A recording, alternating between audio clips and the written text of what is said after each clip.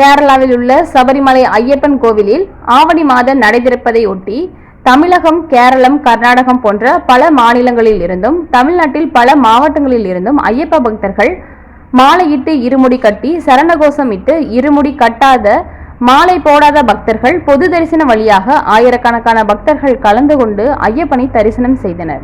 சபரிமலையில் தற்போது விட்டுவிட்டு கனத்த மழை பெய்து வரும் வேளையில் பம்பையில் அதிகளவு தண்ணீர் வரத்து வந்து கொண்டிருக்கிறது.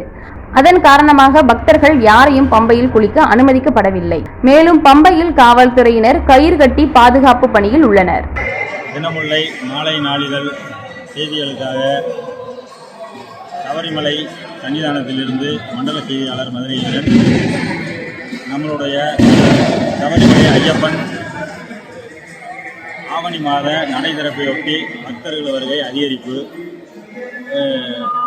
பல மாநிலங்களில் இருந்து வந்து தரிசனம் செய்து காத்திருக்கின்றனர். மேலும் பம்பையில் யாரையும் குளிக்க அனுமதி இல்லை. ஏனெனில் பம்பையில் அதிகமாக தண்ணீர் வருகிறது. அதனால் பம்பையில் யாரும் குளிக்கிறதுக்கு அனுமதி தரப்படவில்லை. மேலும் இன்னும் 3 நாட்கள் நடை திறந்திருக்கும். நன்றி. தினமுல்லையின் சிறப்பு செய்திகளுக்காக சபரிமலையில் இருந்து மண்டல செய்தியாளர் நத்தம் மதுரை வீரன். செய்திகளை உடனுக்குடன் தெரிந்து கொள்ள தினமுல்லை நியூஸ் தமிழ் சேனலை சப்ஸ்கிரைப் பண்ணுங்க.